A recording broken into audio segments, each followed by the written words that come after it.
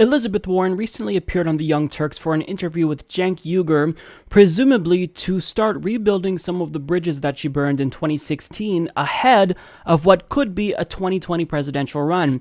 Now, the thing about Elizabeth Warren is that I've kind of put all of her missteps and political miscalculations in a box, and I've stored that box in the very back of my mind because I can put that aside and forget about them, even though they're still there, but I can actually appreciate the fact that her record is so progressive and try to ignore those things. But after I saw this interview, I mean, if this really was an attempt for her to extend an olive branch to progressives, then I think she did an awful job at doing so. And really, all of the feelings that I felt during the primary of betrayal, they just came bubbling back up again. And even though I've tried to suppress them, over the course of the last couple of months, because Elizabeth Warren, again, she is progressive, her record speaks for itself, this interview really illustrated just how out of touch she is and that she's nowhere near as progressive as Bernie Sanders. And I think in many ways it showed that she's not willing to stand up against the betrayals of her own party, and that's really frustrating to me. Now, the thing about the interview is that I think that Cenk Uygur did a great job. He asked all the questions I hoped that he would ask, and what you'll see is that even under a minimal amount of scrutiny, Elizabeth Warren bungled any chance she had at redemption. And again, this interview could have been a great chance for her to repair the relationship that she strained during the primaries. So first of all, Cenk asked her about money in politics and how certain politicians are beholden to their donors. And they both kind of discussed the effect of money on politics, and she railed against Republicans, and rightly so. However, Cenk asked her about Democrats who are also beholden to their donors, and Joe Manchin was named, and Elizabeth Warren defended Joe Manchin. I want to make a spirited defense that there are folks like Joe Manchin. He works hard on issues that affect working people in West Virginia. He rounded up the whole Democratic caucus, and I give him complete credit for this, to get the U.S. government to move in and make good on the miners' health insurance. I've worked with all of my colleagues, and shoot, are there places where I don't agree with them? You bet. Are there places I have fought with them? Yes, there have, and places I will continue to fight with them. But there are also places where they've stood up for hardworking families where we couldn't get one Republican to stand with us, not one. So according to Elizabeth Warren, when Republicans show that they're beholden to their donors, that's unacceptable, and she will rail against them. However, if Democrats are just as easily bought and paid for by large multinational corporations like Joe Manchin, then Elizabeth Warren will literally come to their defense. And in fact, she made a spirited defense of Joe Manchin. But the problem is that I know Elizabeth Warren isn't even buying what she's selling, because all she could name was one issue that he was progressive on: extending healthcare to co-workers. How progressive, Elizabeth Warren? But you see, the problem is on almost every single other issue, he sides more with Republicans than Democrats. And of course, I mean, she couldn't really provide a meaningful defense of Joe Manchin, so she quickly pivoted to Republicans. And you'll see that this is a strategy that she used consistently throughout the course of the interview. Yes, Elizabeth, we know that the Republican Party is terrible, which is why we're putting so much pressure on Democrats, because we want a real alternative that's politically viable. We want a party that will win that's not corrupt. So that's why we are doing everything we can to reform the Democratic Party, and we're trying to drag them into the future in a progressive direction, even though they're kicking and screaming and resisting us at every step of the way. So what you're doing is you're taking that D that's in front of his name, and you're saying that that's more important than anything else about Joe Manchin. And basically, the implication here is that she wouldn't even support a primary challenger. So we have someone running against him, Paula Swearengin, who is exponentially more progressive than Joe Manchin, but she decided to defend Joe Manchin. It makes absolutely no sense to me. Now, Cenk asked her why she refused to endorse Bernie Sanders during the primary, and her answer was just nauseating. Why not back him during the 2016 primaries if you two are the closest aligned in policy? So look, I think that our primary, I thought was a good thing, and I thought it was good that Bernie was out there, that Hillary was out there. They were giving two different visions. They were out there through all the states. I thought it put both energy on our side. I'll tell you something else I thought it did. It made me proud to be a Democrat. while the Republicans were doing their clown car thing, with who was going to be voted off the island, and then of course ended up with a reality star as their standard bearer, I was proud of what Democrats were out there talking about. I thought it was the right thing to do. And in the end, when it was time, I went out there and fought once it was resolved to try to get Hillary elected, and I would have done the same for Bernie, no doubt about it. Do you get why some progressives are still mad about that? That Massachusetts was decided by 1.3 points, Iowa was decided by 0.3, that perhaps he could have helped him put him over the top, and then he would have won Iowa, New Hampshire, Massachusetts. And there are people who see it the other way. Yeah. For me, I think about it this way. There is nothing the Republicans would love better than for us to stand around and shoot at each other over and relitigate what happened in 2016. I look at what's happening in Washington right now. I look at what Donald Trump wants to do on health care and the Republican majority in Congress wants to do. I look at this new budget they've put out. I look at what's happening right now in the connections with Russia. And I say, God, we got to get focused here. And we got to focus on what Donald Trump is going to do in the next 24 hours, the next week, the next month. That's where we need our energy. I don't even know what to say about that. Elizabeth Warren, the second most progressive senator in the country, she literally stated here, you heard her correctly, that she was proud of the primary.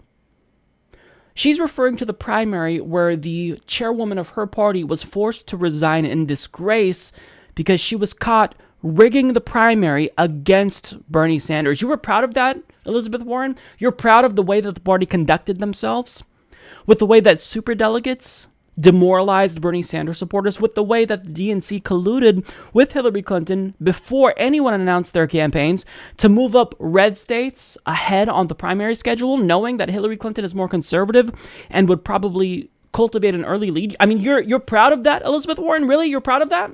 Well, if you're proud of that, then you should be ashamed of yourself, because that primary was a disgrace, and that primary is exclusively why millions more people decided to leave the Democratic Party, myself included. And almost immediately, she pivoted to Republicans yet again, and she said, there's nothing the Republicans would love better than for us to stand around and shoot at each other and relitigate what happened in 2016, then continues to talk about the Republicans and tells us to look at what they're doing. And she says, God, we've got to get focused here, and we got to focus on what Donald Trump is going to do in the next 24 hours, in the next week, in the next month. So in other words, ignore our faults because we're not as bad as Republicans. Look away from what we're doing and how we are betraying our base because the Republicans are so bad.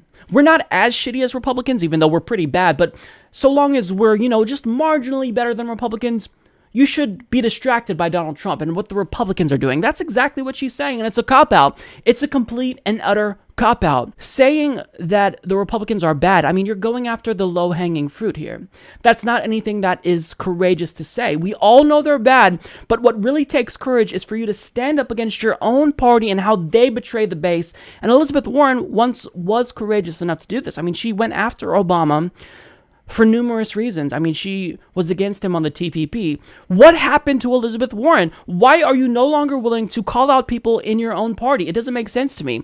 Now, after Cenk gave her not one, but two chances to answer the question, she still decided to pivot to Republicans. Now, he then gave her another chance, but this time to indicate whether or not she'll actually take a stand in 2020 and endorse Bernie Sanders if he does decide to run. And I'll bet that you can guess her answer before I even show you the clip.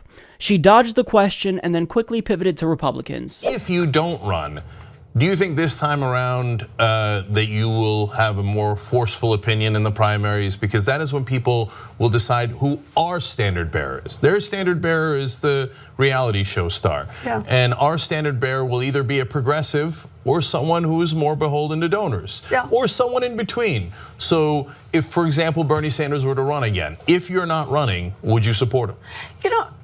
I don't know where we'll be in 2020. It's a long time off, but I don't know where we'll be in 2020. I don't think Bernie knows where we'll be in 2020. So I don't know what Bernie's going to do. And I don't want to be in a position to push Bernie to do anything.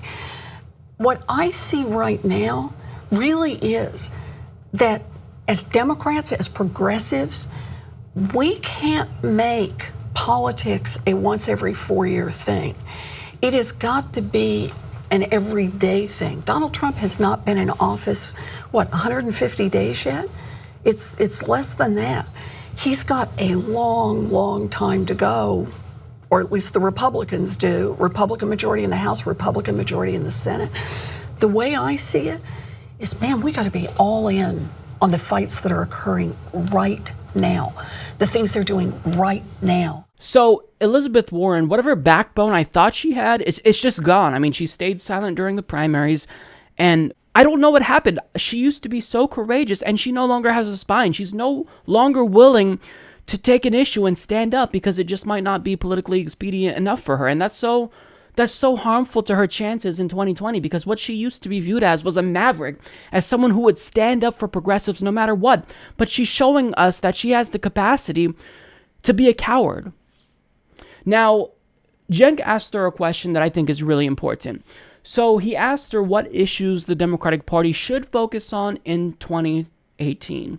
And her answer is just downright unacceptable to me. Tell me, in 2018, what are the issues that the Democrats should focus on? What do you think are not only important, but winning political issues? So, look, the Russia thing, we're going to have to see how this one resolves. But right now, the idea that there is a connection between a foreign government that we know, our intelligence agencies have told us, hacked into American systems to influence the outcome of the 2016 election. I mean, that's stunning.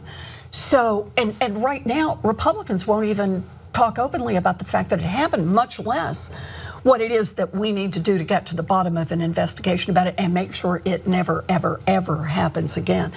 I think that's going to be a really important, and where that develops, about the relationship between Russia, the Trump campaign, and Donald Trump. So out of all the issues that we're fighting for, Medicare for all, net neutrality, climate change, the fight for 15, the first thing that came out of her mouth was, quote, the Russia thing.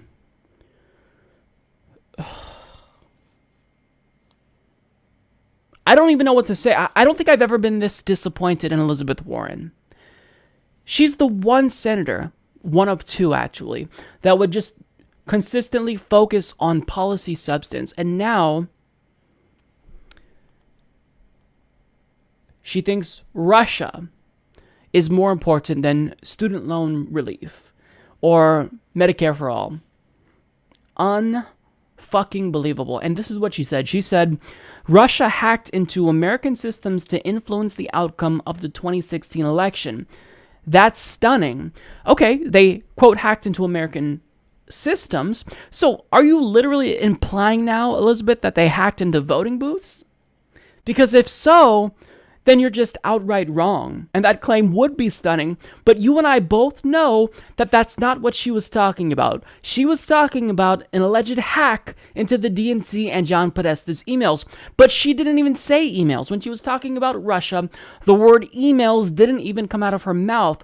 And she said that they hacked into, quote, American systems, because by saying Russia released Hillary Clinton's own words via email and exposed the Democratic Party's own corruption, that doesn't sound as persuasive as saying that Russia literally hacked into, quote, American systems. And what she's saying even contradicts the U.S. Senate intelligence report that Democrats tout so much, which concluded, quote, DHS assesses that the types of systems Russian actors targeted or compromised were not involved in vote tallying. So not only is her rhetoric misleading, but it's actually very irresponsible, because what she's claiming, or certainly implying, happened is huge. If Russia hacked into our election systems, that's a gigantic story, and I'd be right there fighting alongside you, but that's not what happened. What happened was they allegedly released emails That's not the same thing as hacking into our voting booths. What actually happened is not tantamount to election meddling. And the thing about Elizabeth Warren is that she states that she wants to make sure that foreign interference into our election, quote, never, ever, ever happens again. However, I find it strange that if she's so concerned with foreign interference into our elections, she hasn't taken the time to denounce the fact that Saudi Arabia recently registered 120 new lobbyists since 2015, and since they upped their influence, Trump approved one of the largest weapons deals in American history. I haven't seen Elizabeth Warren denounce the $14.2 million that the United Arab Emirates spent to influence our government in 2013, or the millions of dollars that Morocco, Azerbaijan, or Israel spent and still continue to spend lobbying American politicians. I mean, where's the outrage? And if she's unequivocally against foreign interference in elections and democratic integrity, why hasn't she condemned President Obama's endorsement in the French election for Macron? And if you think that that example is unfair, then I've got another one for you. Bill Clinton literally tried to undermine a Russian election in 1996 to secure Boris Yeltsin's re-election. As Jacobin reports, the public record shows clear points of direct American coordination, collusion, and action in Yeltsin's favor. Meanwhile, the U.S. Senate intelligence report found that the Russian government developed a clear preference for President-elect Trump. Ooh, what a scandal! Russia apparently didn't get the memo that they're not allowed to express preferences. Only we are. If our leaders express that they want a certain election to go a certain way, there's no scandal there. But if someone dares to even hint that they might have a preference in our election, then that's just this huge scandal. It's a big deal. In fact, we're so touchy in America about election interference. If you just use Hillary Clinton's own words against her by releasing emails that she wrote, well, we're even willing to go so far as to argue that that's tantamount to election rigging. That, my friends, is what I like to call insanity. It's insanity. Releasing emails is not tantamount to election rigging, and we interfere with elections all the time. I mean, look at South America. I think they'd have something to say about election interference. But Elizabeth Warren is choosing to take the politically expedient route and attack Donald Trump on something that's easy. That the media wants them to talk about because they can sensationalize that and make lots of money. Look at Rachel Maddow. I mean, her ratings are through the roof. So rather than focusing on the issues that impact our lives, Elizabeth Warren is choosing to be a coward yet again. So, to wrap this up, this interview was a disaster for Elizabeth Warren. You went on the Young Turks, which is the largest progressive news show, and you didn't expect that you would get pushback by espousing Democratic Party talking points that we all hate? I mean, it's just absurd to me. I was so disappointed in Elizabeth Warren. I mean, she went down a few points again in my mind, in spite of the fact that I'm trying to do everything I can to give her the benefit of the doubt, but she's making that so impossible. So Elizabeth Warren, if you really want to run for president in 2020 and get the support of progressives, then you've actually got to be progressive and stop being a coward. Support this podcast by joining the independent progressive media revolution today at humanistreport.com.